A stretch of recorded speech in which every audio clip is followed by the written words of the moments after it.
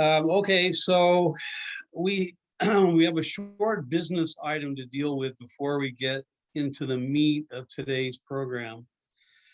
So George Martin has served as a board member for at least 10 years, if my memory serves. You correct me, George. How long have you been a board member? I think it's more than a decade. More than a decade? I can't remember exactly. Okay, well, it's been a while.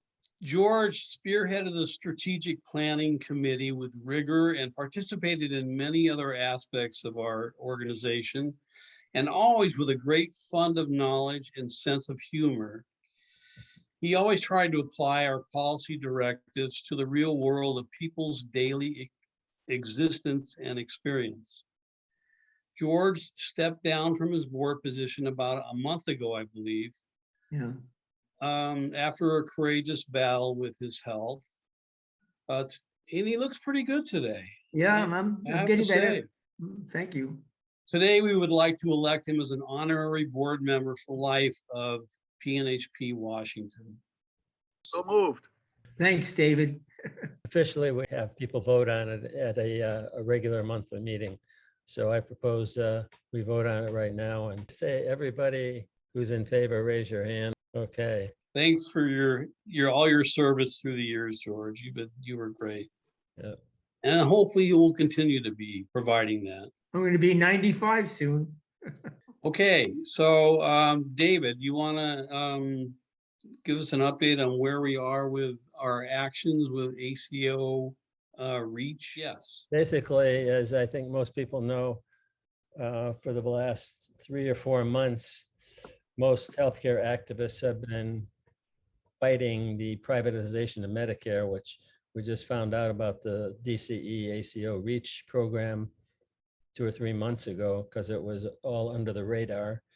The people were being signed up from it or into it from traditional Medicare without their even knowing about it or permission.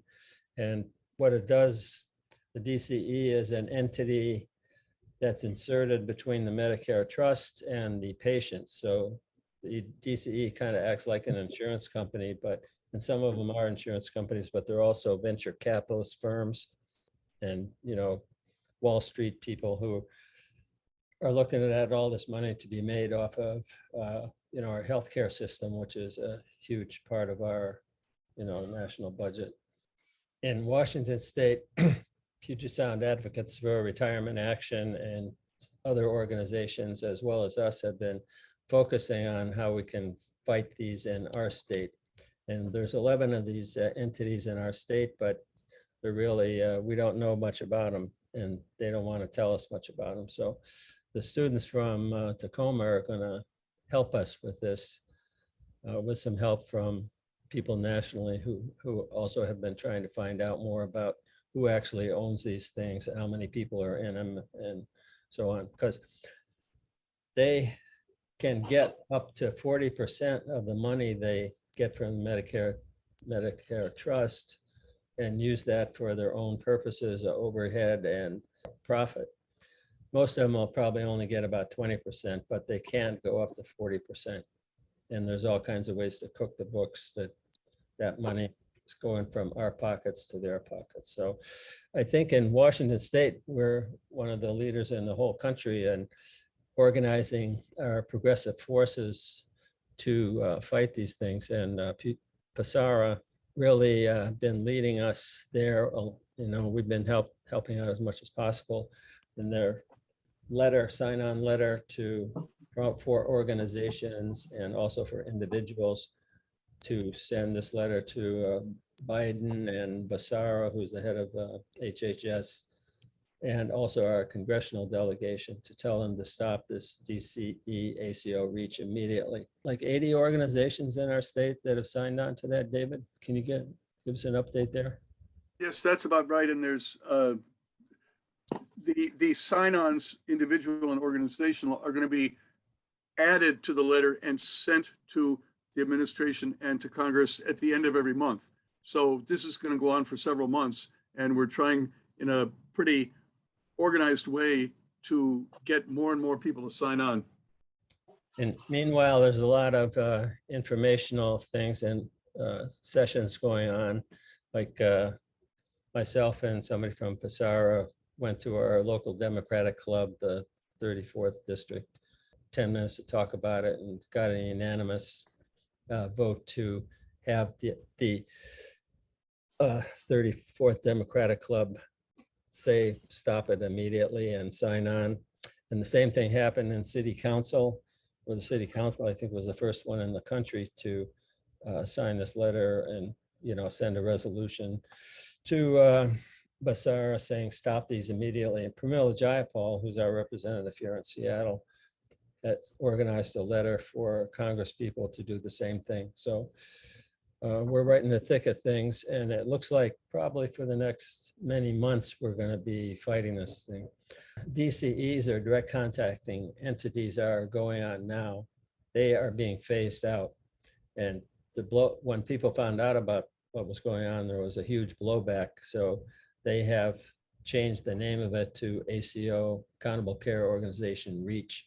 And the E in REACH is for equity, but it's PNHP National says putting lipstick on a pig. There's really not much difference there, and they're still taking the money. And ACO REACH is supposed to go into effect in January of next year. And the DCEs that are now going on, most of them will just phase into it. In the meantime, other organizations can, you know, try to get licensed for an entity in our state. I think the polyclinic is somehow connected to one of these things. Okay, so we're working closely with the coalition. As I said, we've participating in some meetings with congressional staff, asking them to stop the privatization of Medicare. These included staff from Representative Del Bene and Senators Cantwell and Murray. And basically, if you ask them to do something, they say, well, I'll get back to you. We'll get back to you, you know. And they never really get back to you directly about what their Congress member is going to be doing about it. So sign-on letters I mentioned, 34th district. And we're also working with the Tacoma College students. Also, just came up today, Medicare birthday is July 30th. And I don't know if you folks remember, but was it 2 or 3 years ago before COVID, we had this march through Seattle that was really quite impressive. So I think we need to gear up to do that in July. And I think somebody from Passara contacted me today to find out if I knew anything about organizations getting together to do this. So I contacted Andre Stackhouse, who was the main coordinator for that 3 years ago. He's now taken a job as lead organizer for whole Washington. And he says that I think there's 2 or 3 organizations in Seattle that would be interested in doing it. So I think that's something we can work on. And of course, the DCE ACO REACH would be a main focus of this Medicare birthday march. Is there any, and anybody else can chime in, is there any legal precedence for one of these private entities to manage a publicly funded healthcare plan? Is there any legal precedence of trying to overturn that or overrule or essentially sue one of these private institutions for kind of impinging themselves on a public entity like this? I don't know. Things have been under the radar. I don't think there's any lawsuits going on. Yeah, I'm just wondering if it's worthwhile to reach out to kind of some of the local legal representatives like Bob Ferguson or I don't know if Dow Constantine would have any jurisdiction over this. I think that's something to keep in mind. okay. Well, thanks, David, for the updates. So as David mentioned, PNHP Washington and allies have been feverishly working to put an end to the further privatization efforts of traditional Medicare through this poorly conceived ACO REACH program instituted by the Center for Medicare and Medicaid Innovation, first by President Trump and now continued under President Biden. We are fortunate today to be joined by Donald Cohen, author of a recent book entitled The Privatization of Everything, which speaks to the neoliberalization of the American economy in general, which is directly related to the issue of Medicare privatization. So here to introduce Mr. Cohen is PNHP Washington Communications Lead, Andy Wellen. So here's the book that Donald wrote. I recommend it. Basically, we've had this year various guests discussing this basically privatization scheme to gut Medicare and attack its liquidity. But I just thought it'd be useful as healthcare activists just to understand this growing trend of the privatization of everything, as the book is titled. I know some people like Dana, you said once you're in this kind of activism, you see the writing on the wall pretty fast. But I think for others, it'll be really useful to hear, to understand this phenomenon on a fundamental thing. I mean, they're obviously pushing this ideological debate. There are plenty of them. Part of what our goal is just to activate the public to realize the injustice of this. And one of the common propaganda rhetoric distractions is to have this so-called ideological debate about private versus public. And so I just thought, not that we want to get lost in that, but I think it's good to understand that. And so I thought this book did a real good job, and touching upon things like the water and stuff. And I hope tonight, I've heard you speak in other interviews, Donald, which, by the way, I should be, in addition to your book, I should be touching upon. So Donald actually did single payer activism in Los Angeles. You worked on the bill. Yeah, I'll tell a little bit about it. Oh, okay. Yeah. Yeah. But I do hope in tonight you definitely touch upon what we can do to fight back. I like what you said in interviews, because we need that hope. It really feels like we're on the losing battle of this, especially as this has been a very sneaky process.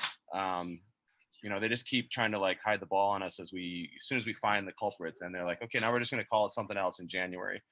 But I like what you've said in interviews where you've said, the key thing is to scrutinize the details publicly as much as possible. So I hope tonight we can definitely delve into that, how you fight back against these privatization, because it gives us hope, especially with everything that's going on in the news. So without saying anything much more, I'm going to let you take the floor. Great, thank you. So I'm not going to talk a lot about Medicare because you all know more than I do. I am a recent recipient, so I had to learn it last year. But we can do that in discussions. But I'll give kind of the overall, and I do think it absolutely relates to what you all are doing and what people around the country are doing. I'm pretty sure we signed on to letters as well organizationally. I run an organization called In the Public Interest. We're a national small organization that works with groups around the country to fight privatization of lots of different things and to advocate for public goods and services. Just to give my single payer history. So I live in California. I'm from I grew up on Long Island, but moved after college in Michigan. I moved out to San Diego, and now I live in Los Angeles. I think so. Probably, from the introductions, many of you were involved. So, let's go back to the beginning of the 90s. Bill Clinton gets elected. After 2 years before that, there was a special election in Pennsylvania, and Harris Wofford gets elected to be the senator. And the issue was healthcare, and Clinton gets elected. And those of us that believe in universal healthcare thought this was our moment. That folks were right. So. Hillary Care, came and went, came and lost. It didn't come and went. I mean, it was sort of in the end, it was, managed competition. It was kind of like Obamacare in many ways. It was, sort of a hybrid. Those of us in California and Jim McDermott, who was from your area, had the national bill. We worked on trying to get signers onto that, but, you all know the history. I was part of some groups in California, Health Access and Neighbor to Neighbor and a bunch of others, and we created a coalition, and we collected 1 million signatures and put it on the ballot in California in 1994. I'm just looking at the chat, so I shouldn't do that. feel free to put in questions and comments and somebody will moderate it. So if somebody says something that wants to interrupt, go for it. Let me know. So we collected 1 million signatures in 90 days. We had thousands of volunteers. We did 1,500 individual house meetings, house parties, raised money, a fair amount of money. And then November came and we got crushed. We got 27% of the vote. And to be honest, it wasn't because they outspent us. They didn't massively outspend us, maybe 2 to 1, maybe 3 to 1. They spent like 10 million, which in California is cheap, is very cheap. And we spent a couple of, I can't remember, it's probably 3, 4 million, something like that. And so, and then, at the same time, Newt Gingrich takes over the Congress. And one of the first things he does is go after Medicare, right?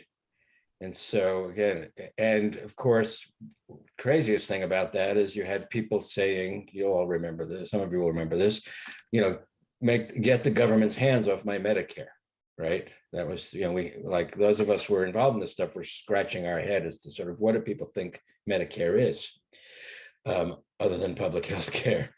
So I realized at that time, actually, let me say back. So I decided at that time to say, what happened in America where people were rejecting government? I mean, we were proposing, because of California's size, probably the biggest government program since Medicare passed in 1965, given our scale. In the same year, the American voters were rejecting government in big ways, and we were operating in a pretty anti-government environment overall, which we still are in many ways.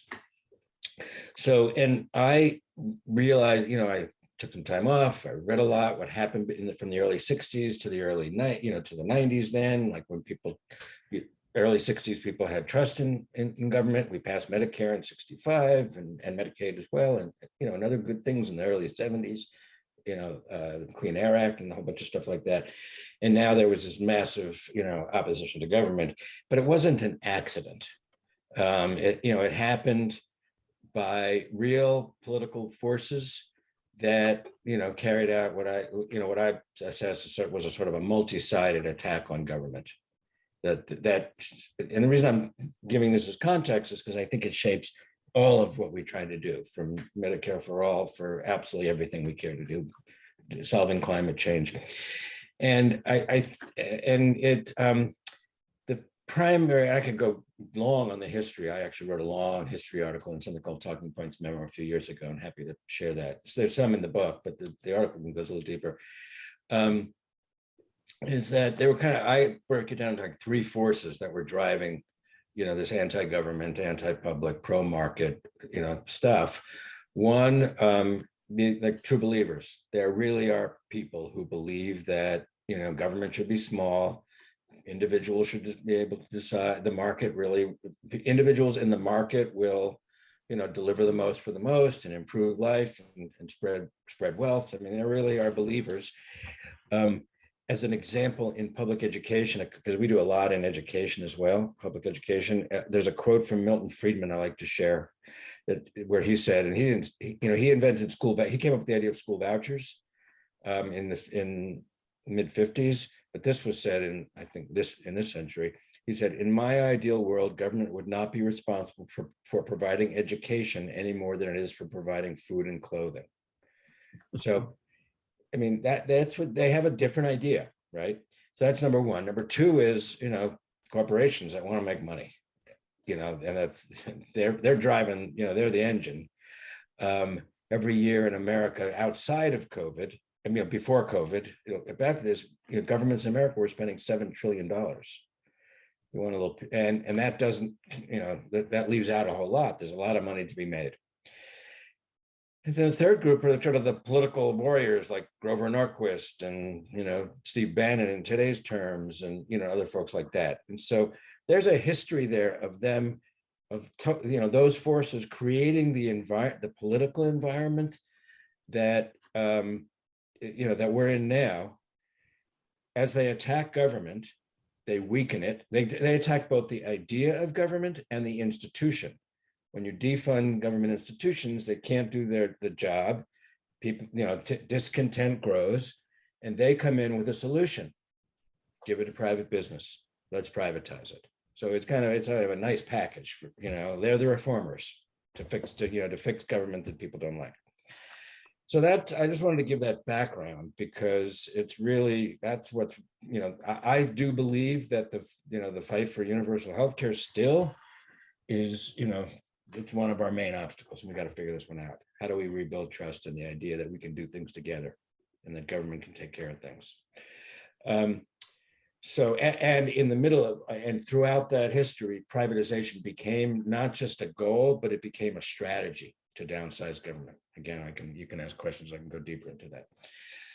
So let me next set the stage on what I mean, the difference between public and private at the idea level, at the 30,000 foot level. I'll give you my definition of public goods. There's no economists on the call because there's a textbook definition that we reject. We have this is a democratic decision that we have the ability to decide what's a public good, and it's so real simple. They're the things that everybody needs to get through life, to survive, to thrive, and that's number one. Number two is they're the things that we need everyone to have. Again, I'm talking to a group of healthcare activists. Very clear to me in COVID that the health of each of us, the health of all of us, depends on the health of each of us, right? We need we need every child to be educated, regardless of whether you have kids. If we need an educated nation, we need everyone to have a good education. We need everyone to have clean water, clean air, the ability to move around, transportation, all that sort of stuff. And then finally, those things are things that if we just believe that all is all, that everyone needs these things, there's no exclusions, no exceptions, then we have to do it together. And the do it together is to institute government, right? Whether it be provision, like social insurance, like Medicare, or whether it be regulation, like food safety, where we make sure our food is safe, try to make sure our food is safe. But you have to do these things together. You can't do it, the market can't accomplish it. So so that's public. Private, I like to say something real simple in a lot of the talks I've been doing, that it's really important to understand what businesses do. It's sort of a silly thing to say. They only do one thing. They sell stuff. They sell services, they sell goods, nothing wrong with it. We all buy stuff, but that's what they do. So what do they measure? They measure how many they sell, what they can charge for it, how much it costs to produce or do, their the delta, their profit or return or returns to investors, their market share. Those are the things they measure. Totally legit. We live in capitalism. This is totally legit. The problem is that there are, if you translate that to a public thing, right? Our interests are different, right? They may want to provide good service for something, but they're focused on sales, period. Food companies want to sell more food. Oil companies want to sell more oil. I mean, you can kind of go down the list, and it's really, it sounds a little, elementary, but it's really clear. I think it's one of the reasons I like to say this, because I get attacked all the time. Well, you're anti-business, number one, and do you think the government should do everything, should make our food? No, I think we should be clear about interests. Like, what are public interests and what are private interests, and what are public things and what are private things. Food is like we're talking about, there's a baby formula crisis, right? The government doesn't make baby formula, but but the public purpose is to make sure every baby's got it, that there's adequate supply, and that it's safe, right? That's the public's part. And in fact, that's what Biden's doing right now. I mean, I won't go off into that. He's using the Defense Production Act to make sure we have it. And they're doubling down on with the FDA. So my definition of privatization, just to give there's public things, private things. My definition of privatization is private control over public goods. That can happen in a variety of ways. So now I'm going to give just a few kind of examples that illustrate some larger points. Chicago. I don't know if anybody from Chicago here, but In 2008, if you recall, was the Great Recession. Governments were bleeding red ink. Cities were in deep trouble, figuring out how to, balance their budget, how many cops and firefighters they were going to lay off or what have you. So on a Friday in 2008, the mayor, it was Mayor Daley at the time, announced publicly a proposal from a consortium of 3 companies: Morgan Stanley, a Wall Street investment firm, what's called a sovereign wealth fund from a Middle Eastern country, which is kind of a national investment firm, and then a national parking company, LAZ Parking. And those companies said that they would give the city $1.1 billion upfront in cash to the city in exchange for the city's 36,000 parking meters for 75 years. Vote on Tuesday. Okay, I like to look at faces when I tell that story, because there's always one face that says, "You're kidding, right?" So I was just in North Carolina. I just got back yesterday doing a couple of dogs. So here's what's important about that. Everyone hates it. The prices went way up. Everyone hates this deal in Chicago, and other mayors looking at Chicago that wanted to do it don't like it. But there are a couple of important things that are illustrative of privatization over all kinds of things. One is that unbelievably stupid way to borrow money on your future parking meter revenues. This is till 2083, right? Okay. Andy may still be driving. None of us, and Ashley, none of the rest of us will, that's for sure. So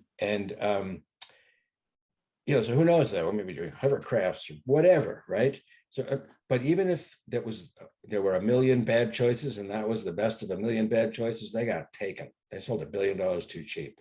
They just got taken by Wall Street. That's not important.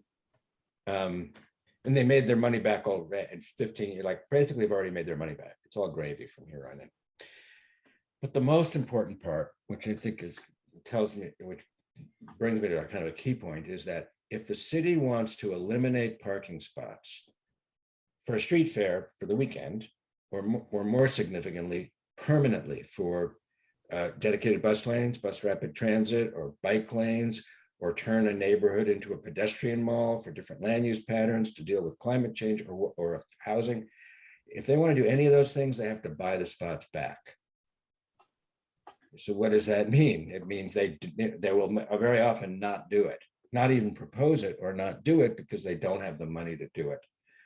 I wrote a piece with a professor from Chicago who interviewed transit planners, city transit planners who were unable to implement a plan for 20 bus rapid transit lines, with these dedicated bus lanes. So when I think about what that says to me, at its core, this is what it was sort of insight to me. I've been working on these issues for a long time. At its core, privatization is an assault on democracy. In that case, it ties that, they are contractually, their hands are tied for 75 years to doing their job, the city council, land use and housing and climate and transportation. That particular deal is hard, pretty bad, but there are features in all kinds of contracts that hand over some authority and some level of control to the private operator, to the private, operator or control, or contractor or what have you. Really, we see it all across everything we talk about. And, in the book, is when it says everything, it's water, it's roads, it's prisons, it's healthcare, it's social services, it's knowledge, it's higher education, it's K-12. Literally it covers everything. It's food safety. So that's sort of example number one, that democracy. Then I want to give an example about markets. Like markets. I'll tell what the example is. Weather. You're in Seattle. I live in LA. I never look at the weather because it's always the same. But if you look at your weather app on your phone at all, or online or on TV, all of the data is public. It's collected by the National Weather Service and given out free. That's right. Same with GPS, right? Public data given out free. But companies can take that data and process it and offer special extra services, right? So TV stations for their graphics, or to companies for extra warnings and extra, more tailored stuff. So one of the biggest companies called AccuWeather. If you pay close attention, Trump appointed the head of AccuWeather to unsuccessfully to be the head of the Weather Service. But so something happened there was a tornado in Oklahoma. One of AccuWeather's customers was Union Pacific, the cargo rail company.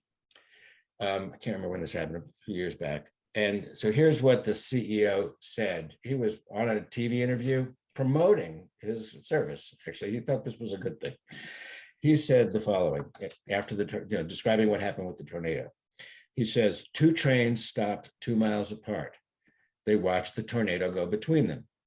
That's a good thing. Glad that happened. But he goes on. He says, unfortunately, it went into a town that didn't have our service and a couple of dozen people were killed. But the railroad did not lose anything. Okay, so first off, it's horrifying, but secondly is that's market. That's what markets do. In private entities in the market sell things to people with money, which means they also exclude people without money, right? The key lesson there is markets exclude. The public sector has to include. Again, the reason I tell these particular stories is because they illustrate larger points that go through the whole book and through all the things that we know. Charter schools. I don't know if you have a bunch of charter schools, but charter schools are whole in Washington State. Originally a good idea, laboratories of innovation, share and spread the ideas. But now it's become a competitive system, a market system where charter schools compete with public schools for the kids and the money that flows with them. The daily money that flows with them. Now, here's the problem with, it's a problem with markets. So now that it's about competition. So what happens with charters, even though this is illegal, they do it. It's common, not universal, but it's very common. Charters will screen out kids or push out kids that are expensive to teach, harder to teach, behavior problems, special ed, just sort of the kids that might, take more work and bring down their test scores. Because in the market, when parents are choosing their schools for their kids next year, one of the things we look at, folks look at is test scores. Whether that's a good idea or not, it's what we all do. And in the market, lower test scores means less money. The other thing that charters do is, again, not universal, but we found a bunch of them, is ask their teachers as a condition of employment to sign NDA, non-disclosure agreements, that they won't share the school's trade secrets. What are their trade secrets? Curriculum, lesson plans, teaching methods, materials that they developed, the very stuff that should be shared, and by the way, that we pay for. But again, that's what markets and that's what competition does when you're talking about public goods. It divides us, as David, as you were saying earlier. In the last example, I'll talk about Medicaid, because again, it raises this other issue, and it's real simple. Iowa and Kansas privatized their Medicaid a bunch of years ago. The promise, of course, was savings. The business is more efficient. We'll save the state money. All the stuff that I hear every day. So here's the lesson from that one, which you'll understand more as much as anybody. Big companies got this stuff. And there's a lot of detail to it, but I won't go into that. But the big companies got that stuff. So Anthem was one, United Health was one. United Health pulled out because they couldn't make enough money. Anthem was another. So the top 7 corporate executives from United Health in 2017, 18, and 19, those 3 years, the top 7 made $219 million of that company. Okay. That money's out of the service. Then there's there's traded on the stock exchange. That money's out. There's political money. That money's out. There's probably debt service because they buy up other companies, so they take on debt. So that money's out.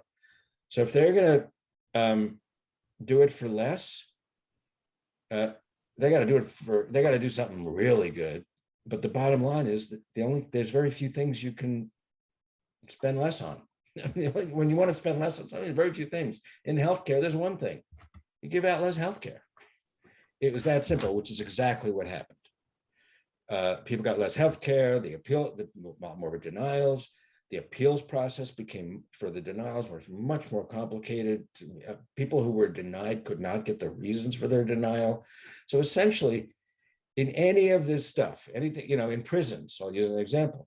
They say we could do it cheaper. Okay, we ask one simple question: what are you going to spend less money on? Because in a prison, it's wages and benefits, it's the number of workers, it's the quality of the equipment, it's how often the doctor or the nurse shows up at the clinic. It's finite.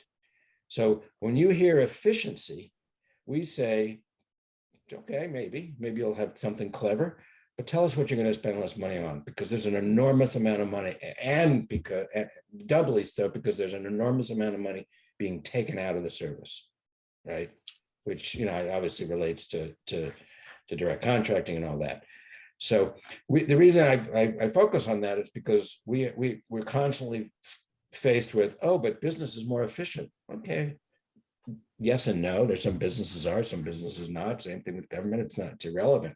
But if it's efficient, it means they're going to spend less on something. And you better tell us, because it may not be something we want you to spend less on and do less of.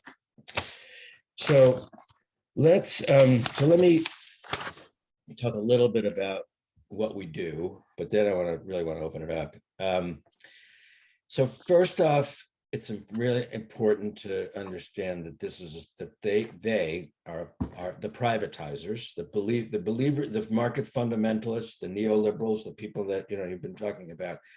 I've been playing the long game, right? So this is not something we solve overnight. If we're going to shift American consciousness about the belief in markets and the role of government and all of that, we have to be willing to realize that there's a long play here. That it's a strategy over time.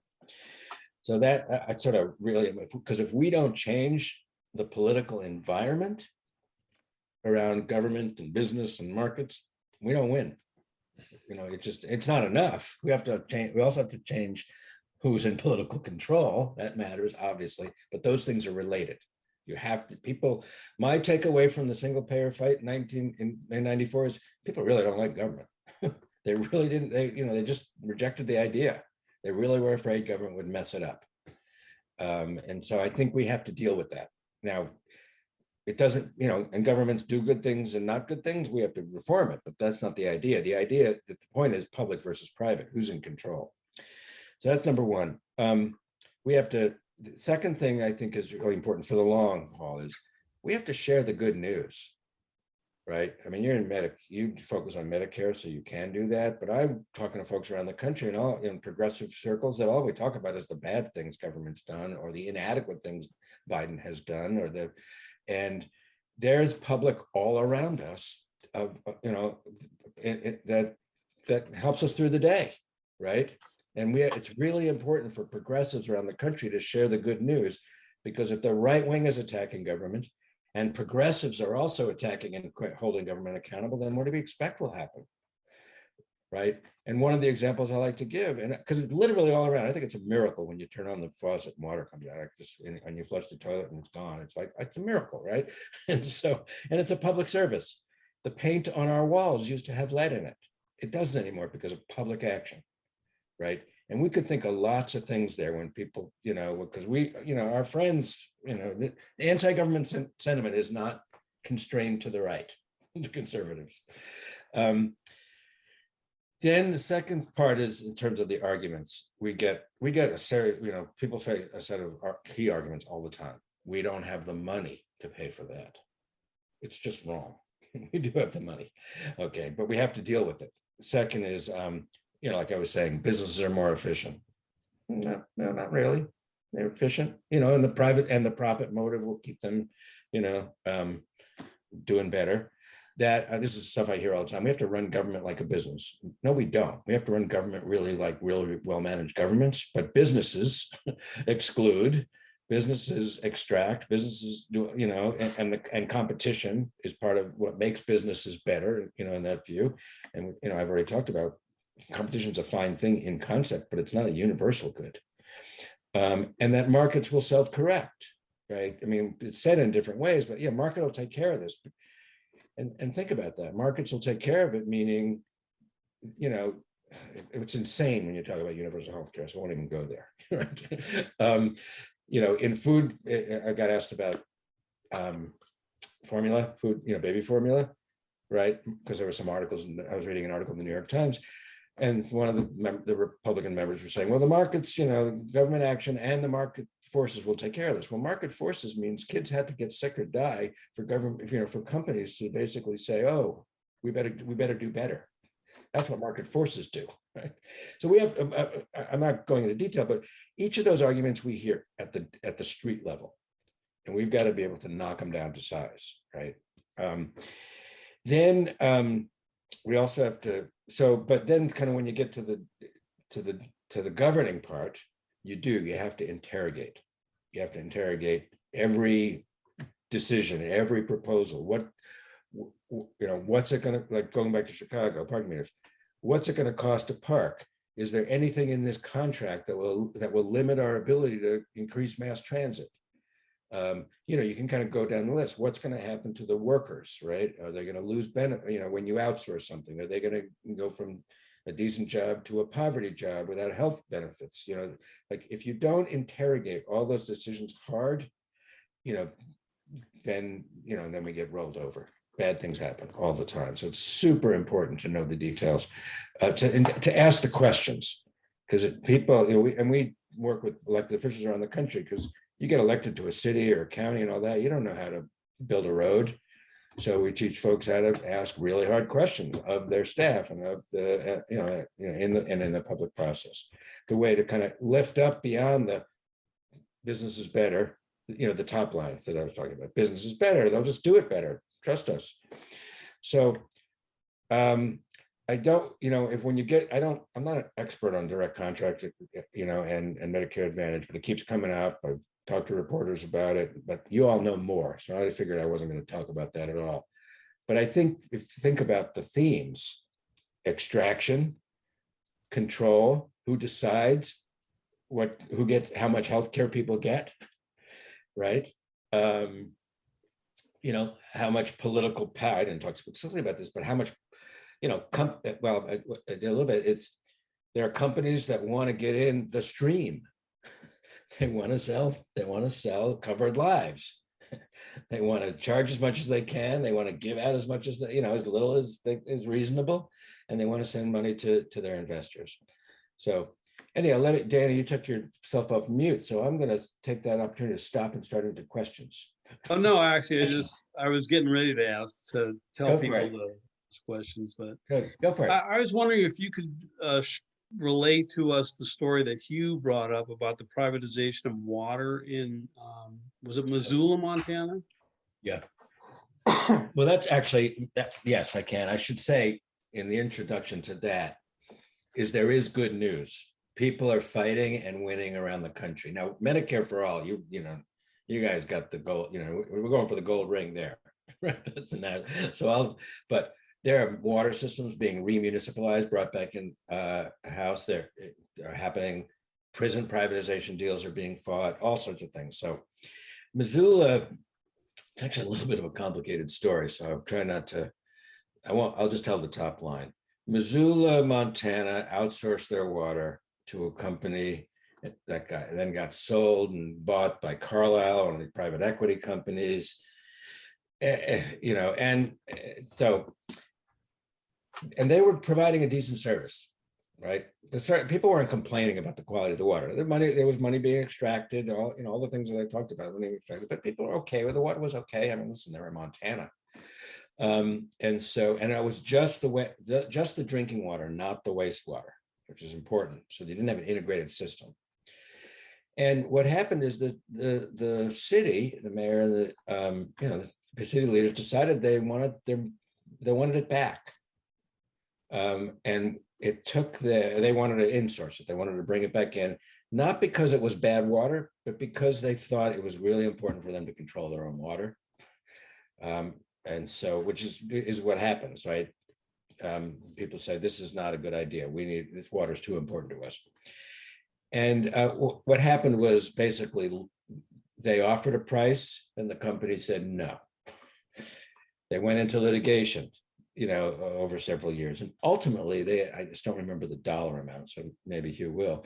They end up having to pay a whole lot of money for their own water and spend a whole lot of money on legal fees, which happens typically.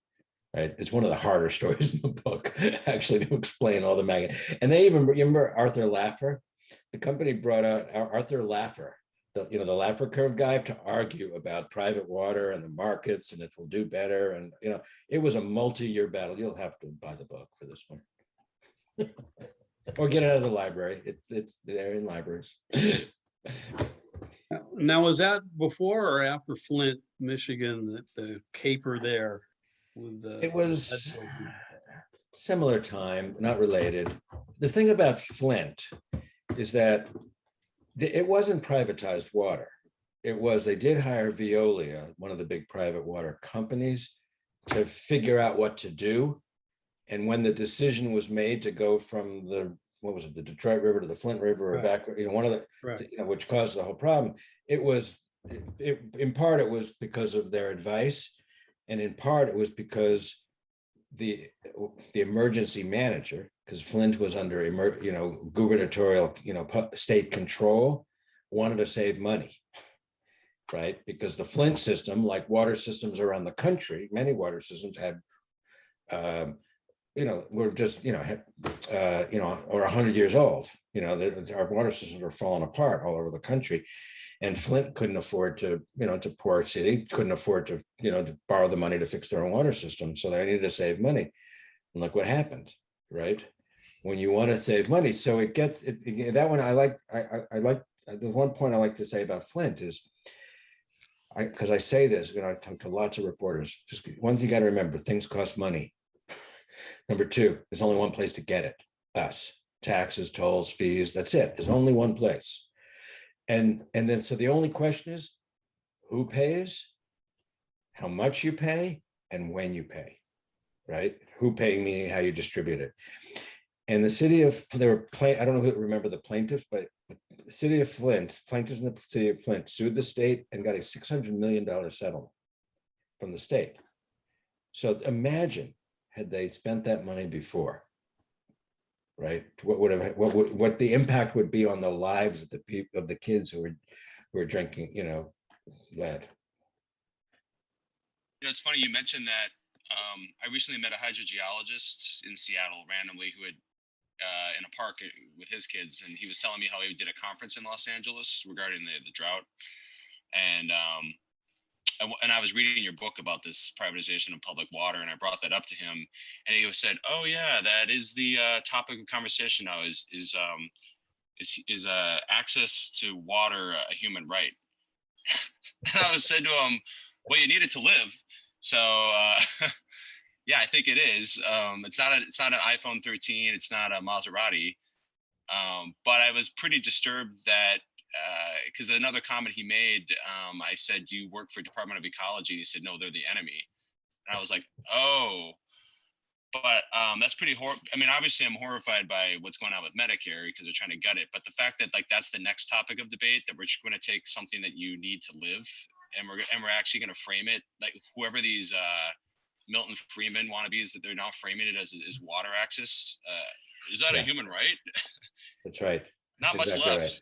Air is clean air, Yeah, well, they want things, it's a commodity, right? They just want to buy it and sell it, like in the market, right? Just do that. And we do pay for water as a commodity, but but that's part of the problem, right? Because that's the problem with Flint. We can't fix it only if we're going to have to pay through rates.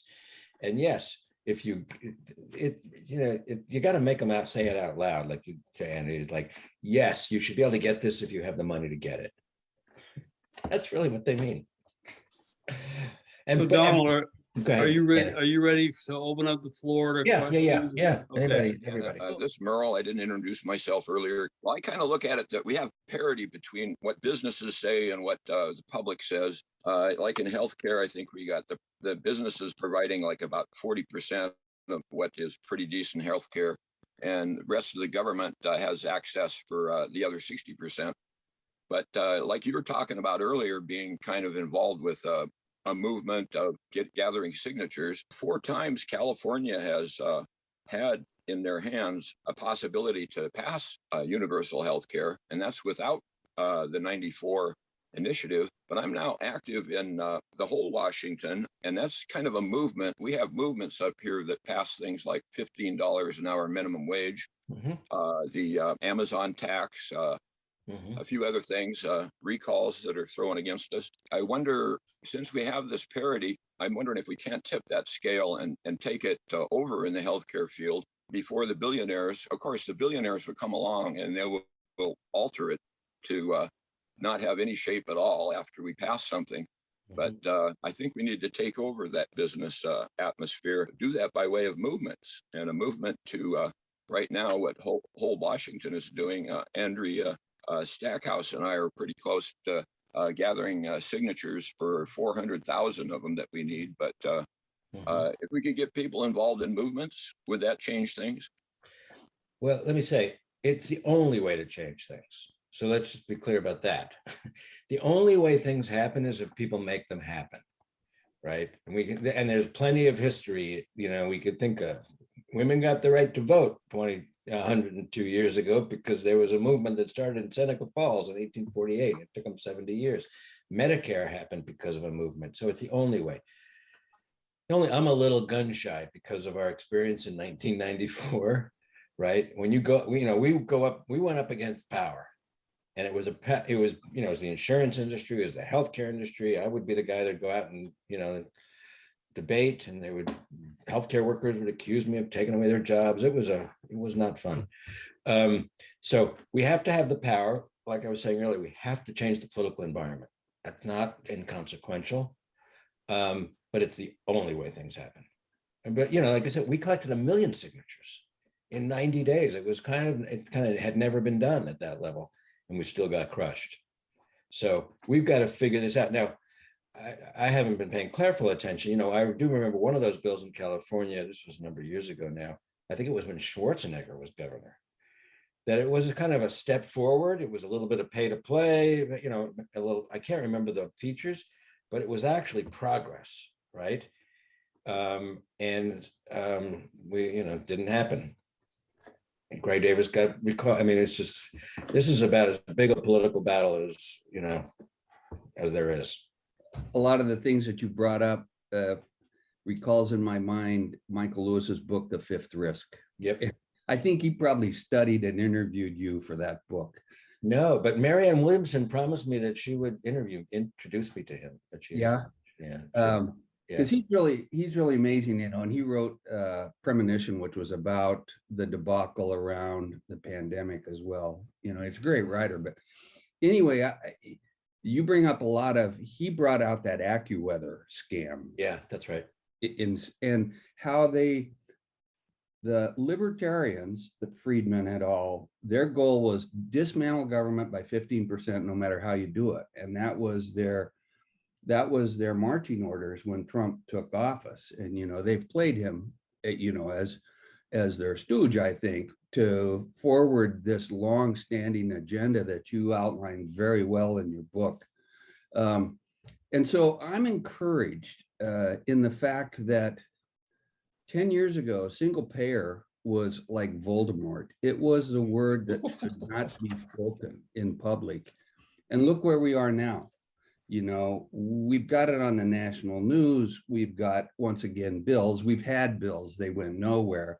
But now I think we've got a little bit of movement politics behind it. So I want to thank you for all your work with Public Citizen and for your book. And I hope that you can get more press on these kind of works.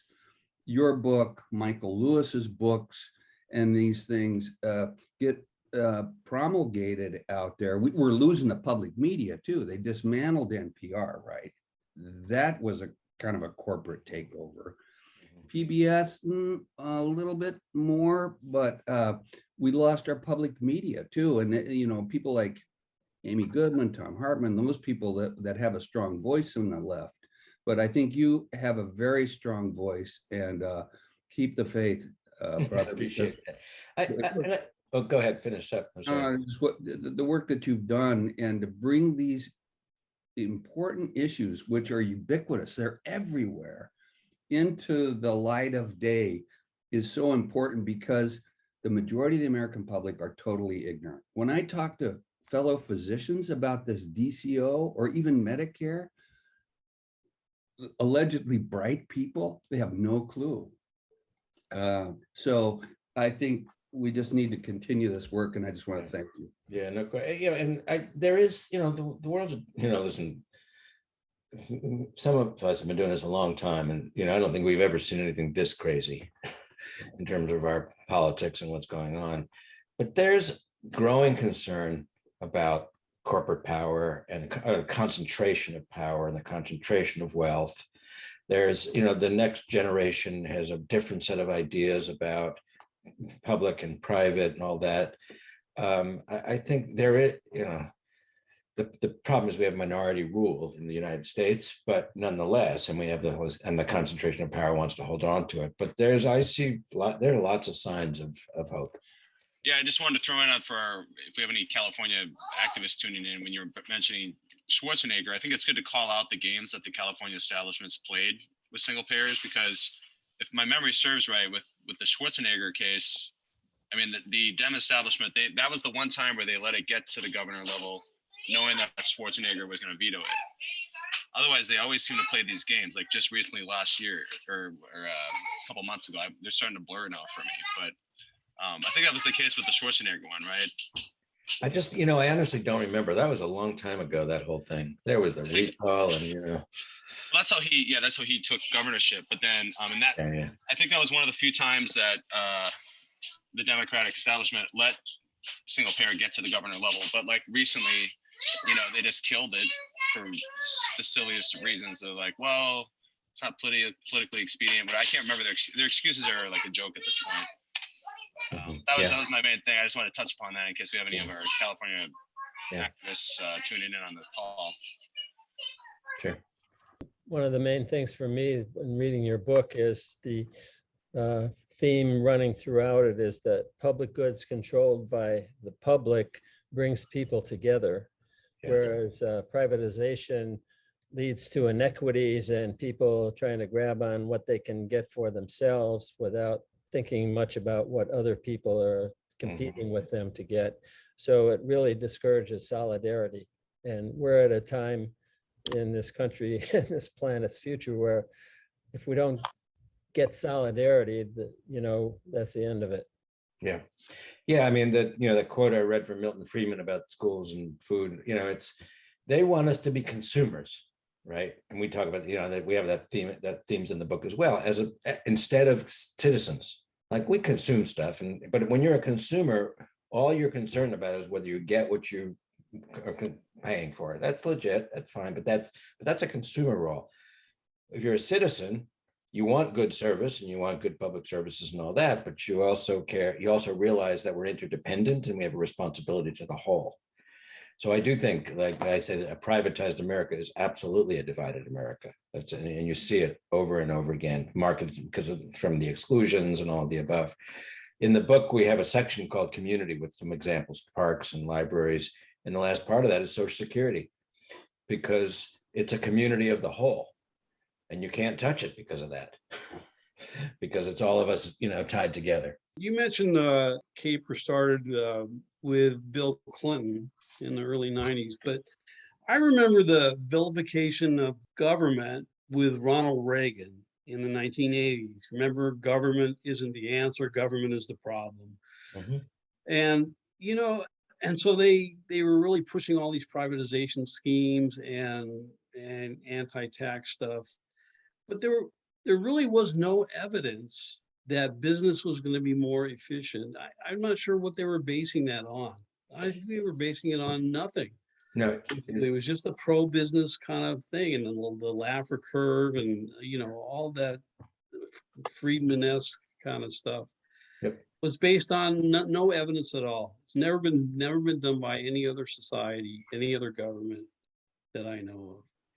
it was So- ideological. First of all, Correct. it was ideological, number one, right? And so it was about wanting to make government smaller. It was about their goals. So, but let me correct you on a couple of things. Yes, Reagan was the propagandist in chief against, of these anti-government ideologues that were there before him. But he failed in privatization. And in fact, he raised taxes. He cut taxes and then they had to raise them because, they realized it was a really different environment. But it was Clinton who unleashed privatization. The era of big government's over, welfare reform. There's two things important in the Clinton times. One is, if you recall, there was something, the Gore Commission. It was the National Performance Review. Gore, the vice president, said, go put together a commission to reform and improve government. A good thing to do in concept. You should always be doing that. Privatization was baked in deep into that, as an idea, as proposals, and the language of customers, as the citizens as customers, which I really find has had enormous impact. It's still till today, was baked in, really baked through. I've read, there's two books that came out, I've read them both. And then he privatized, it was part of the deal for welfare reform, the biggest, massive social service for the first time, that there was huge pieces of it could be private, states could privatize it, and a bunch of other stuff. So some of the conservatives say, Clinton basically implemented Reagan's plans. Reagan just couldn't do it because, Tip O'Neill was running the House and people still wanted the stuff, right? And so they had to come up with it, anyway. Well, what I meant to say was that Reagan, we know he would fail in his ideas about privatization, but he changed the tune amongst the American people who were not particularly anti-government at that point. And that's when the sentiment against government changed amongst the American people, and it persists today. Correct. To a certain extent, not as bad, but yeah, no, just maybe. Anyway, yeah, thank you. Yeah, no, absolutely. I wrote a little booklet. I'm happy to share. I'll share it with Andy or somebody on the sort of my assessment of the attack on government, of the different strategies of that. I have a PDF. So Betty, or I didn't catch the name of your partner. It's Richard. Richard, yeah. Yeah, so I just wanted to make a comment about the privatization scheme under Clinton. I think a lot of you remember Alexander Cockburn, who was the original of Counterpunch. One of the things he said is that we didn't have to worry about the Republicans dismantling welfare. We'll just leave it to the Democrats. And yeah, that's exactly what Clinton did. So I just wanted to make that comment. And I'm sure you'll agree with that. Yeah. You just said that, actually. Yeah, no, 1996, I think it was, a Welfare Reform Act. That's right, exactly. It was work first. It was, make people, basically with the idea of make people experience pain so that they get their act together and get a job. I mean, that's basically the idea.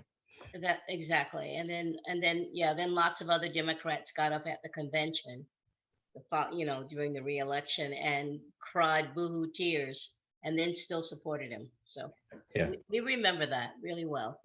But what I did want to ask you, Donald, there was a section in the book where you talked about privatization getting a boost from racism.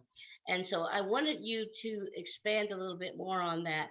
And it also brings to mind something that I think Katha Pollock said during the healthcare debate in 2009. She said she was convinced, I think she had done a year sabbatical in Germany, and she came back and talked about the healthcare system. And she said that she was convinced that that white people in the United States wouldn't want healthcare if brown and black people got it too. So I think that in some ways speaks to your point about the privatization got a boost from racism. But I wondered if you see it that way. Yeah, well, and to Dana's point, going back to Reagan, so you recall welfare queens, right? Reagan was famous for that. Look at the, the women with the Cadillac and the mink coats, right? There's a book about her now, actually. I don't know if you've seen that, That's right. about this actual, his case. What was that about? What that was really about is saying, in the attack, within the context of the attack on government is for somebody else, not you. They're Black and they're undeserving. Right. So this is the dividing of America. It wasn't a dog whistle. It was a bullhorn. But it's kind of key, right? It's a key strategy in the assault on government, which is part of, which I, say is totally connected to this. In terms of the specific, a little bit more specifics, in public education, which is now in full, our public education there is a full-scale, multi-sided assault on our entire public education system right now, through vouchers and charters and all sorts of other things. It's very real. We're dealing with it all around the country. But school privatization of education in the 50s was a racist response to Brown versus Board of Education, simply stated.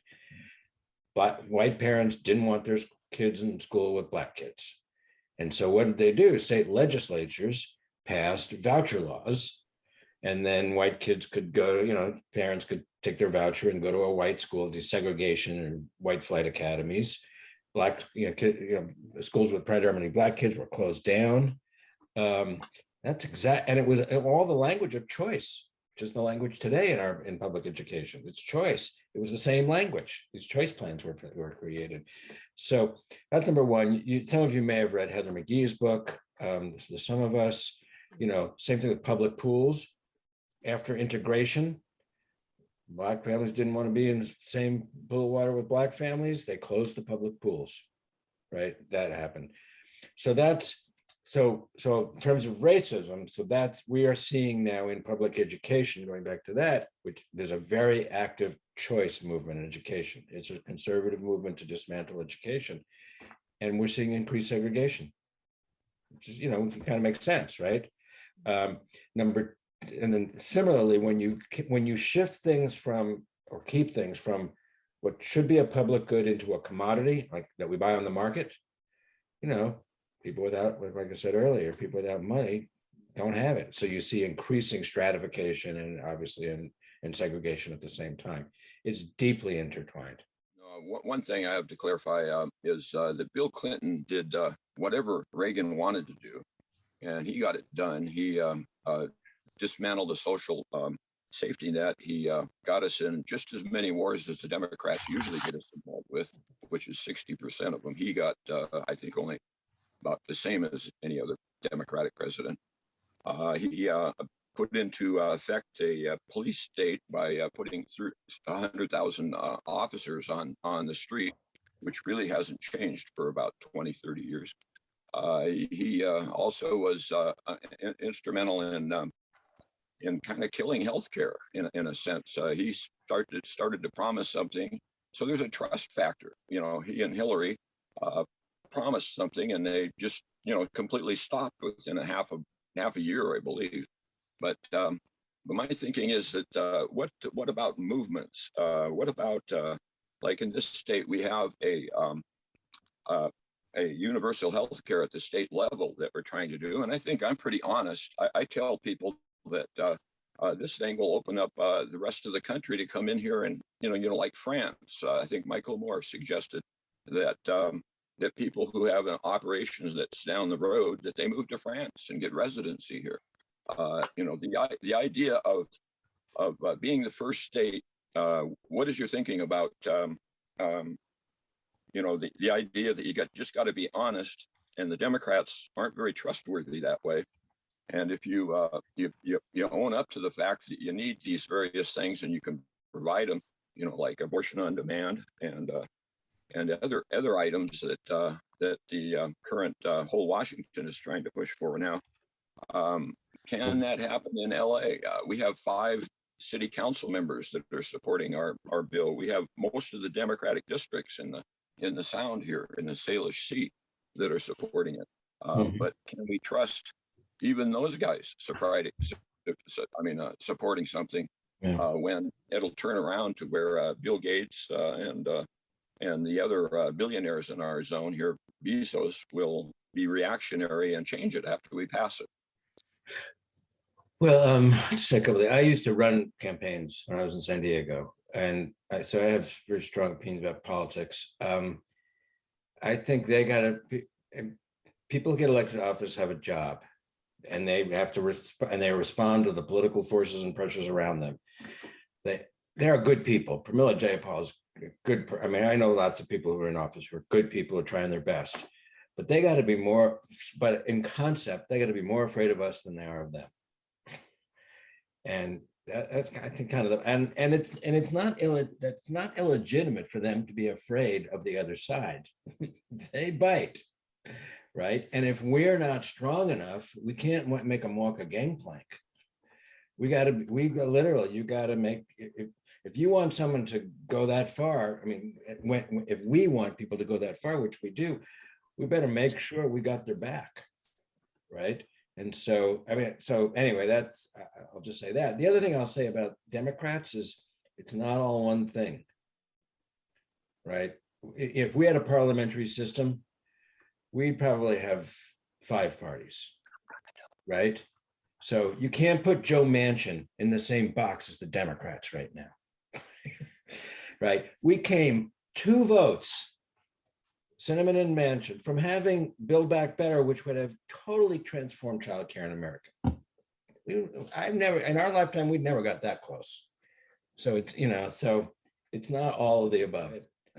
So you talk about surfacing the state, and I think what you're saying, please correct me if I'm wrong, is that there is good stuff going on in government. Somebody mentioned, that they're worried about the Universal Health Care Commission, one of the victories in our state, and things that others, similar to what other states are doing or trying to do. Is there anything in healthcare that you, or any examples that we could look at on how to make our state respond more to improvements like that? Here's why I say surface the state is yes. If the state is all around, the state in concept, not the state of Washington, but the public things are all around us.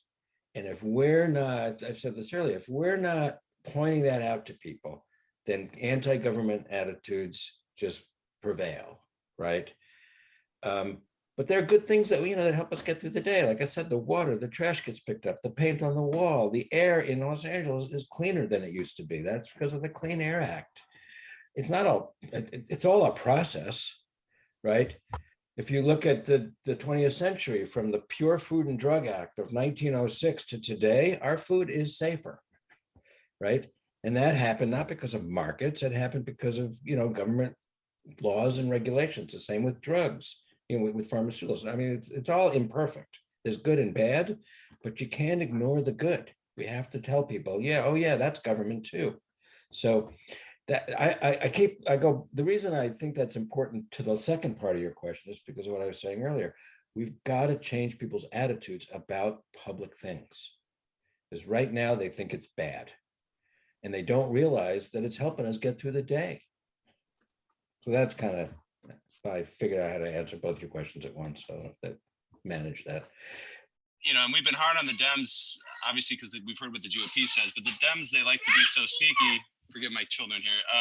The big alarm bells we know is when you hear the word like access to healthcare. We're going to expand access to healthcare. Like they're constantly pushing this normalization of the commodification of healthcare. Like that's the way to go. I took notes on some of those sound bites, and I mean, that were on some things. I mean, if you want an iPhone 12 versus an iPhone 13, that's your prerogative. But some things we just can't commodify. So I just want to say, for the reason I invited you, you hit home. So you really solidified and condensed a very important counter message to the Milton Friedmanization of America is very strong. And so, but having a simple message. No, I appreciate that. And in healthcare, you think about it, people have to pay. If they don't pay, they'll abuse it. Right. Right. They'll overuse it. It's nonsense. But but we fought that in the single pay, you fight that all the time. Okay, so what you're saying then is that if you don't pay, if you don't have the money to pay, you shouldn't get. Yeah, like I was saying earlier, you have to make them say it out loud, or they're irresponsible. And if they're irresponsible, then they're on their own. And why should we pick up the tab for them? Okay, what you're saying there is, if someone gets cancer, maybe they were a smoker, and I guess they should just, it's not our fault. With COVID, even they're trying to say like life choices you made to. Yeah. And we are responsible. We have to take care of things. We have to take care of each other. We've got to do that. But we've got to realize that we are interdependent, whether we want to admit it or agree with it or not. It's just a fact. We absolutely depend on each other to make all these things happen. On health, in literally everything that you look around your room, everything. We depend on each other to make the world happen. And that's a fact. And we have to make that like a cultural fact as well. I wanted to ask you, beyond the things you've touched upon, what we can do, obviously, so like I said, and it's based on a provision from Obamacare, but this whole DCE thing, it's becoming more and more an uphill battle. This direct contracting entity, we're basically, under the idea of that government or that a private entity can manage a senior person's care better, but they're doing this, probably what we suspect is going to be a bait and switch, because they're not, really getting the return on their investment. And so probably what will happen is when Wall Street completely privatizes Medicare, they'll just sell it off to United Health. But beyond what you've talked about, what is your advice, or what are the things we can do to help? Yeah. Really, I mean, you've kind of heard some of the things that we've been doing, but I'd love to hear your advice. Well, first off, the sign-on letters, we've got to raise it. Wait a second. People don't want Social Security privatized. When W tried that, that didn't happen. He couldn't do it. So people, so that's number one, what you're doing, and more and more and more keep doing. The second thing is I don't, kind of like you said, we have a strategy organizationally that we advocate for. I call it the do it right strategy, because if you really do it right, you don't do it. Okay, so here's what I mean by that. You set standards, right? You should cap their profits, right? For example, right? Or require, benefit plans that they don't want to give, or utilization review process. I don't know, I'm not thinking of the specifics, but make them operate as if it was public, because they won't be able to make money doing it because you're going to squeeze them. Right. So you're setting standards, and you're making sure they live up to those standards. And if you set the standards high enough, they can't make money. Part of the standard being you can't extract too much profit. You just have a little bit. So, that's just sort of in concept. So we do that for all of our sectors. You got to provide good, so it doesn't necessarily fit here. You got to provide good jobs and wages, and make sure you're going to, there's we have these long lists of standards, because literally if you do all that, you don't do it. So I think ostensibly they're claiming that with this change, David mentioned, at the end of the year, it's going to be called ACO REACH. But I think, David would say it better than me, but I think it's just pretty much a name only, that these standard, they call them guardrails, but they sound like they're pretty weak. But maybe we'll make them strong. That's what I'm saying is but keep push. Listen, I'm not involved in the fight. There's a meta fight here is don't do it. Don't privatize, right? And you kind of keep on that, because that's important, literally important. But then there's these meta fights of, okay, guardrails, find their vulnerability and their weakest and hammer on it. How much? One of the guardrails is they're going to extract all this money and take away our healthcare. Figure out a way to hammer, for example, that may or not be the right one. Hammer on the guardrail that's the most problematic for them. That's just a political strategy. The only thing I wanted to say is, what you're describing is, I understand at the level that people are organizing, if we can keep the hope, we should keep pushing, of course. However, the problems are these damn politicians. That's the problem. I'm talking about the Democratic Party. They're our worst enemy. They really are, because they're not behind us. They all go to Congress and say, yes, we're for these, all the things in the public good that we support. And then they get there and they do nothing.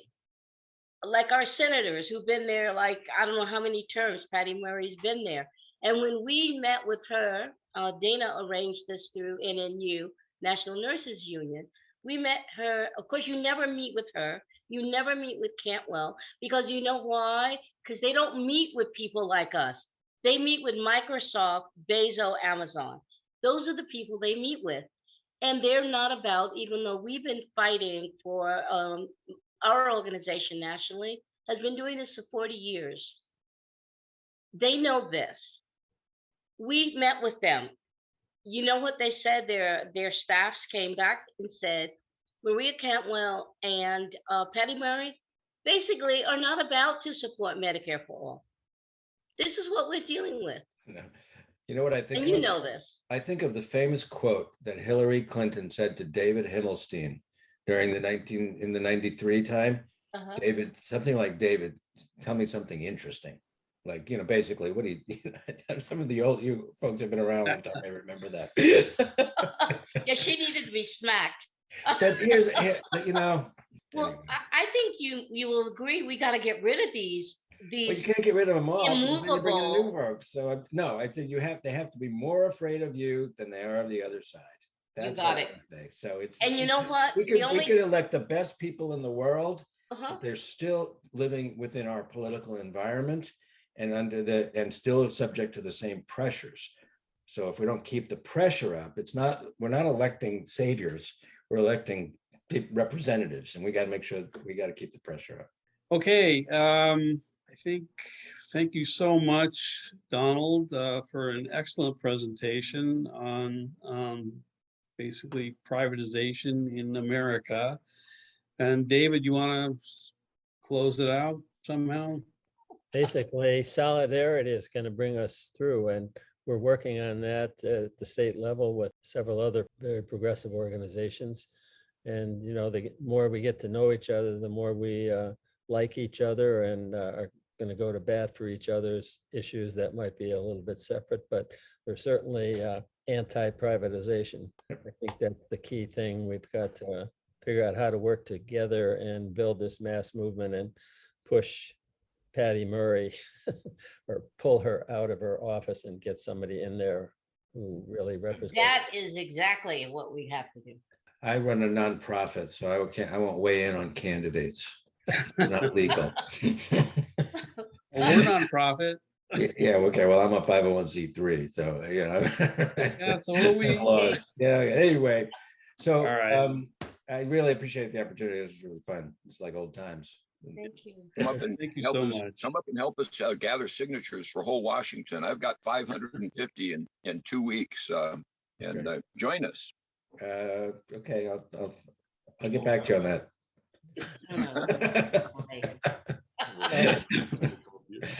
All right. Well, feel free to keep in touch. All right. Okay. Thanks a lot, Donald. See ya. Bye, everybody. Later, guys. Great meeting.